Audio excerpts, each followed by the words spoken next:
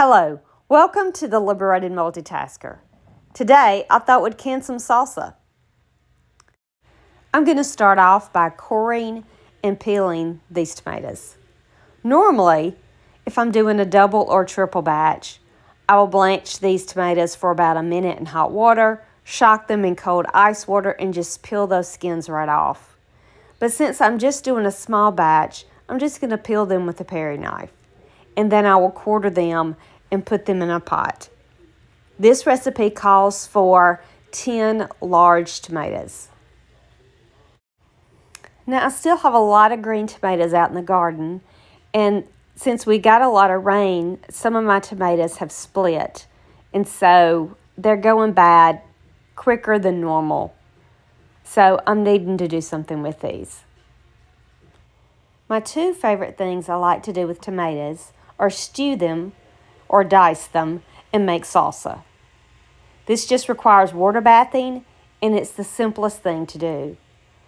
The first thing I learned how to can was stewed tomatoes, and my mother-in-law taught me how to do that.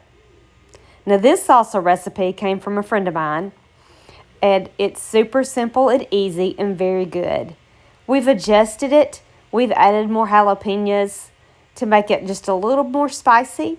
My husband likes spicy foods, but me and my children do not. So we were trying to find that happy medium where it has enough flavor that we all like, but it's not too hot for me and the kids. My husband can always add some hot sauce. The tomatoes I'm using in this salsa today are Cherokee Purples, Brandywines, and just 1 or 2 Amish paste. If you're not using paste tomatoes, it will take a little longer to cook down. Now, I have a habit when I'm always slicing and cutting my tomatoes, if I'm cutting out a bad spot, I usually do the smell test just to double check and make sure it's all good. Now, I have a tomato core I love to use, but with some of these larger tomatoes, I'm just going to have to use a paring knife. And some of these were a little on the green side, but if I didn't go ahead and do something with them, they were going to go bad. The Cherokee Purples and Brandywines are sweeter tomato. And so if you want something with more acidity, you might want to add a little more vinegar or add a little more jalapenos to offset the sweetness. These are the tomatoes that I had ready that needed to be used, and so that's what I'm using. Now I'm going to get these tomatoes in the pot and let them start to stew. I've cut them on low. While those are beginning to cook, I'm going to go ahead and chop up my peppers. I pulled 2 Maconi peppers from my garden, so that's what I'm going to use today. You can use bell peppers. The recipe just calls for green peppers. So I'm going to go ahead and core these and slice these up, dice them, and get those in the pot.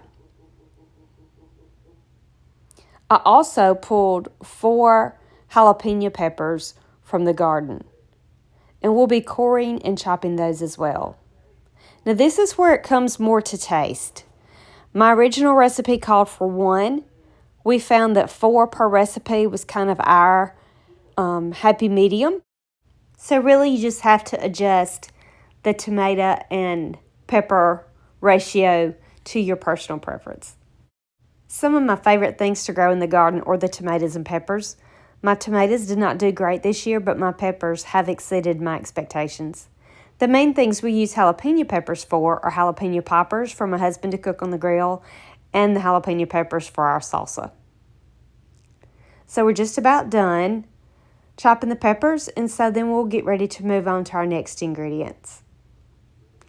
Now, our recipe calls for an onion. I have one already diced from the freezer, so I'm going to add that to the pot. Now we're going to add a tablespoon of salt. You use canning salt, or I'm using Redmond's real salt, and we're adding a 1/2 cup of white distilled vinegar. And we're just going to stir that in. Next, we're going to add 1 to 2 teaspoons of minced garlic. Just going to stir that in, and now we're going to wait for our salsa to cook down. This is also to your personal preference, how thin or thick you want your salsa. Depending on the type of tomatoes you use, depends on how long it's going to cook down to get the thickness that you like. So I had my jars heating up in my water bath canner. So I'm going to pull those out so I have hot jars and hot salsa.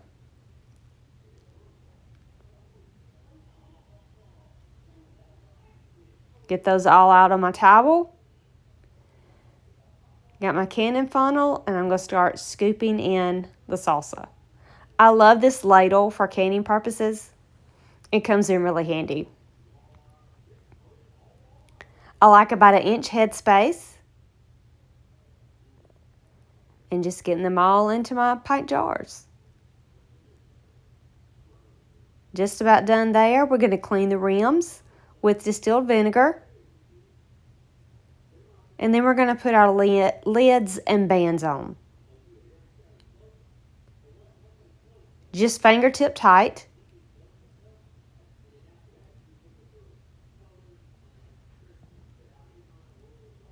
And then we're going to place them in our water bath canner.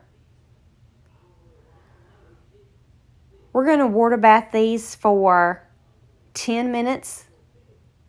You want the water 1 to 2 inches above the jars. And I start counting my time after it begins to boil. We've got a good rolling boil. So in about 10 minutes, they'll be ready to pull out.